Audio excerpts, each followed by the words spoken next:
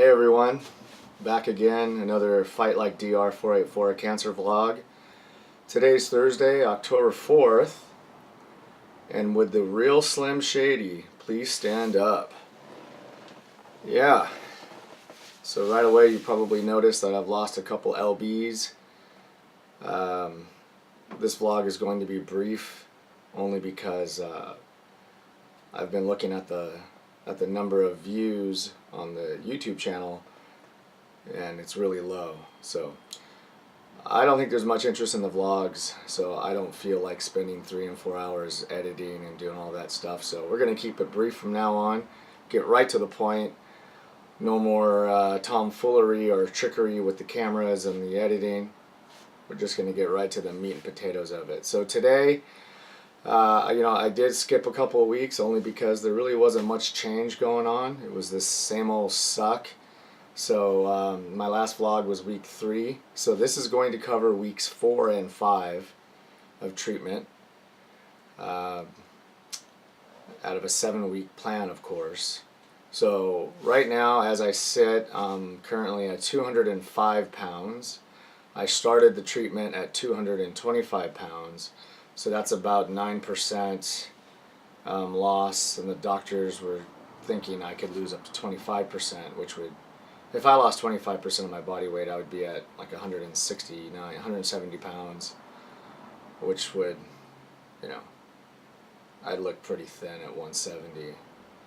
But yeah, the last 2 weeks, to summarize, it's all about controlling nausea. Vomiting, throwing up was terrible. They finally figured out what medicine I need to really control the nausea, because it was real bad. And throwing up when you have the stuff going on in your throat is a really big deal. It becomes a big problem. As far as diet goes, I've been on a liquid-only diet now for about 2, maybe 3 weeks, and unfortunately the only liquid I really drink is water and Ensure, because a lot of the other protein drinks, they burn real bad. A lot of the soups burn real bad. So anything with spice, like a red sauce or even a pasta sauce, tends to burn. So I've been keeping the diet real simple and bland. Ensure has all the nutrients, vitamins, and calories I need to not lose weight too rapidly. And the doctors are real happy where I'm at. They say that my skin and my throat and my mouth is in remarkable condition. So big gold star there. If you're watching this and you're in the same treatment plan that I'm in, and you're approaching your final week of treatment, which I'm in, don't take my condition as the norm. I guess this is a little bit out of the norm. Most people have a lot worse marks and irritation on their skin. Again, all I can say is I've been using the 100% aloe vera product 3-4 times a day, every single day, even on the weekends when I don't get treatment. I have to attribute the skin to that,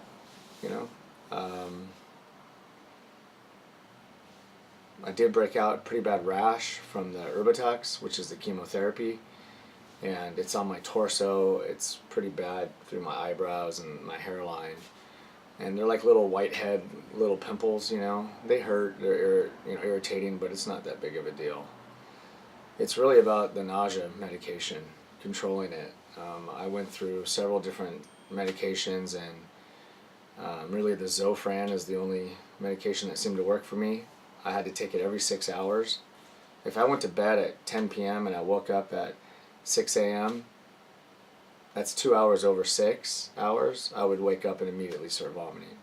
So it's a 6-hour process with the Zofran. If I missed that 6-hour window, I'm in bad shape. They did, however, recently find that there's another pill that is like Zofran, concentrated. I take the pill and it knocks out the nausea for 4 days, 4 or 5 days. I wanted to strangle the doctors and say, why didn't you give this to me in the beginning? And they give me some story about his process of elimination. They can't just start with that pill, whatever. So ask your doctor about that. If Zofran works for you, try to find the tablet that last 4 or 5 days. It's been a game changer for me. In these 4 and 5 days, I've been able to, because I haven't vomited, I've been able to get my throat back in pretty good condition where I can eat some soft, solid food. So that's a game changer. Being able to actually eat a little bit is a big deal.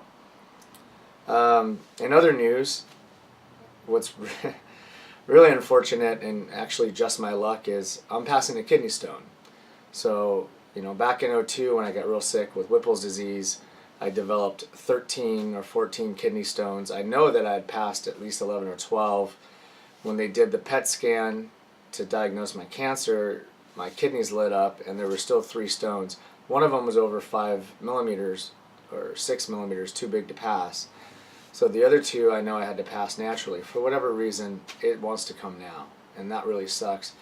I had an episode on Saturday night to where I started to go to the emergency room because the kidney stone was moving in my right kidney. It was so painful. I mean, if you have kidney stones, you know, but this was a substantially painful kidney stone. And I'm not drinking a lot of fluid. I'm naturally dehydrated because of the situation I'm in, so this kidney stone is going to suck. Hopefully I can pass it naturally because I really don't want to have lithotripsy again and go through all that when I'm in the middle of cancer treatment. They say that I'm getting a 1-2 combo, which is substantial with the radiation and chemo and throat problems. That's a lot. And then you add in a kidney stone in the middle of all that, and it's just, come on, man. But if you're gonna do it, I guess just if it's gonna suck, might as well suck all the way. The radiation orbits around my neck, and in the orbit it does just touch the bottom of my brainstem. So yeah, I do feel it. I do feel nausea all the time, unless I take the long-acting 5-day pill. So ask the questions, be aggressive with your doctors, and find out what the problem is. Whatever the problem is that you're having, because it's going to be different than mine. That's the other thing, is the doctors don't really know. There's the gold standard plan, but how your body will react to that is anybody's guess. Today's Thursday.